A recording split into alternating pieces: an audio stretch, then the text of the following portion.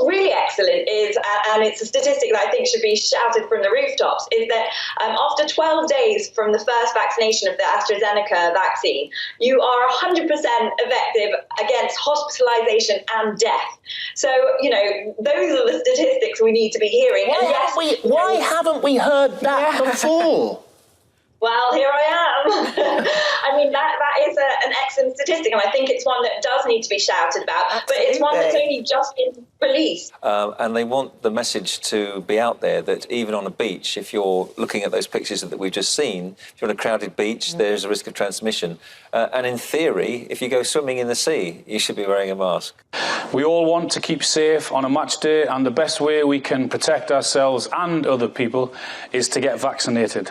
If you are eligible, get your booster booked as soon as possible for the best possible defence against COVID for you and your family. What they're going to do in Austria, because I cannot understand for the life of me why people believe this rubbish on the internet, the anti-vax propaganda. It is deranged. We know there's figures from the Office of National Statistics that say, what is it, you're 32,000 times more likely to die if you've not been double jabbed from COVID.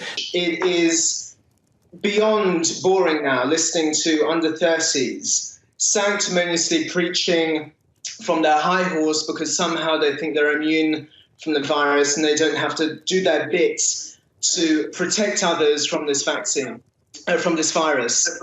I've had this conversation with many friends, and I'm willing to cut people off if they're not willing to get out there, get the jab and protect others from this virus. A little bit earlier than, if you get the brakes right on until we're all vaccinated, that's the safest way to do it. And I mean, all of us. Including children? Yeah, including children, yeah. I think we do need to vaccinate the vast majority of us in order to be able to keep the lid on this epidemic. I've talked about this a lot, but I'm appalled by this. Yeah. And I really think it's not acceptable. And if you work in NHS and care work, and you're a potential risk to the people you're caring for, you either have the jab or you don't go to work, I think. Angela, we either allow this or we end up holding people down and jabbing them by force. No, you see, it's so... Now, as a lawmaker, do you support mandatory vaccines on film sets?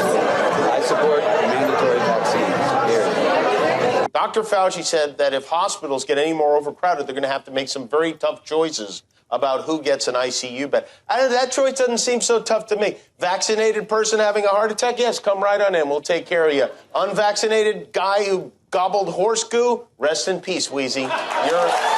You've had your booster, and when you see people who will not take it, putting themselves at risk, it's said, how do you feel the same way I do? Does that make you angry? It makes me angry, especially in America where they talk about, it's my right, it's my freedom. No, it's not, because you are a killer. You know, the quicker that everybody acknowledges that, without proof of the vaccine, you can't go into a pub, club, restaurant, gymnasium, anywhere at all. You can't travel, theatre. You can't even go into work. I mean, personally, I have to say, I don't even think that we should allow people on the streets unless they've had the vaccine. When are we going to stop putting up with the idiots in this country and just say, it's mandatory to get vaccinated? F*** them, f*** their freedom. I want my freedom to live. There is a virus here. It kills people. And the only way we prevent it is to get vaccinated, to wear masks, to do social distancing, washing your hands all the time, and not just to think about, well, my freedom is being kind of disturbed here. No, screw your freedom. But look, those measures, those Plan B measures, are only in place because the Labour Party stepped up and acted in the national interest. The right thing to do, according to the evidence. Yeah. You're quite emotional about that. Well, it's just, it's been such a tough year for so many people, and there's William Shakespeare putting it so simply for everybody that, we can get on with our lives, and We want to see you again. COVID-19 has kept us apart for way too long. We want to hug you, we want to celebrate with you, we want to worship with you. We want to play video games with you, preferably in the same room, so that we can see the look on your face when we beat you. But in order to do all that, we all need to take the COVID-19 jab. So all of us in this together. Things will slowly get back to normal. Well, what they're calling the new normal. But in reality, the new normal will mean needing a vaccine for doing the kinds of things we used to take for granted. Because we love you, we want you to be safe. We don't want you to be left out or left behind. Don't let your concerns be the thing that widens racial inequality in our society. Don't let coronavirus cost even more black lives. Because we matter. We said last week, we do reserve the right to mandate certification at any point if it's necessary to reduce transmission. And I should serve notice now that by the end of September, when all over 18s will have had their chance to be double jabbed, we're planning to make full vaccination the condition of entry to nightclubs and other venues where large crowds gather. Proof of a negative test will no longer be enough. People have got to understand vaccination is going to be, in the end, your route to liberty. Frankly, if you're not vaccinated at the moment and you're eligible and you've got no health reason for not being vaccinated, you're not just irresponsible. I mean, you're an idiot. We need to make it clear to them that the vaccine is the ticket back to pre-pandemic life. And the window to do that is really narrowing. I mean, you were mentioning, Chris, about how all these states are reopening. They're reopening at 100%. And we have a very narrow window to tie reopening policy to vaccination status. Because otherwise, if everything is reopened, then what's the carrot going to be? How are we going to incentivize people to actually get the vaccine? So that's why I think the CDC and the Biden administration needs to come out a lot bolder and say, if you're vaccinated, you can do all these things. Here are all these freedoms that you have. Because otherwise, people are going to go out and enjoy these freedoms anyway. And I want to speak directly to all those who have yet to get fully vaccinated. The people who think the disease can't hurt them. Look at the people going into hospital now. That could be you. Look at the intensive care units and the miserable, needless suffering of those who did not get their booster. That could be you. Uppnå IT-harmoni med marknadsledande produkter. Som en trådlös mus. That could be you. We made the big call to refocus our National Health Service, necessarily requiring the difficult postponement of many other appointments so that we could double the speed of the booster program. We're going to move to a situation where, to protect the health system, we're going to lock out people who are not vaccinated and can be. If you're making the choice not to get vaccinated, then you're making the wrong choice. You're making the wrong choice. And for safety's sake, and back to that point about how much work our nurses have to do, as this becomes absolutely a pandemic of the unvaccinated and we open everything up, it's not going to be safe for people who are not vaccinated to be roaming around the place spreading the virus. That's what they'll be doing. Herd immunity without vaccination is the strongest survive. You are literally saying, let weak people die. That is what you are saying. There is no herd immunity without vaccination. Those who haven't had jabs but could have jabs need to have a badge saying unjabbed. Really? Yeah. If you're willing to walk among us unvaccinated, you are an enemy. If you decide that you don't want a vaccine or a booster, then you can decide not to go to hospital however ill you get. And that is your right. So you would leave the unjabbed at home to die if they had a heart attack, if they suffered from a stroke? If you don't want to get vaccinated, that's your choice. But don't think you can get on a plane or a train beside vaccinated people and put them at risk. But one important feature of this proposed legislation is that it gives staff a grace period in which to get vaccinated. We just have to make people understand that, no jab, no life, and that's how it is. Fully vaccinated foreign nationals. Fully vaccinated Americans. Those are the people who are allowed to come to Canada right now.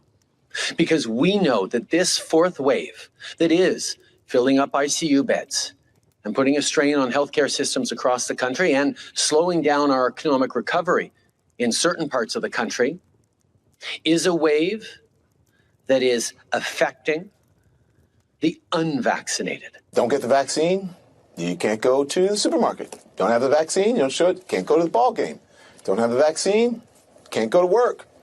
You don't have the vaccine, can't come here. No shirt, no shoes, no service. That's where I think we should be right now. Yeah, I mean, look, it's complete nonsense to claim that vaccine passports mean that you're being forced to get the vaccine. Everyone has a choice. We have choices in all parts of our lives every day, but choices have consequences. And if you're not willing to take the step that is scientifically proven to make yourself safer and those around you safer by getting your free 2 doses of the vaccine, then you are making a choice that has a consequence that you can't do some other things.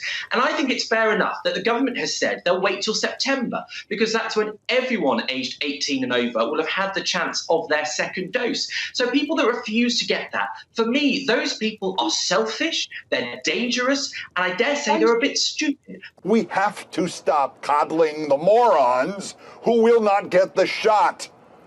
We start by calling them what they are. They are all snowflakes and cowards and idiots and losers.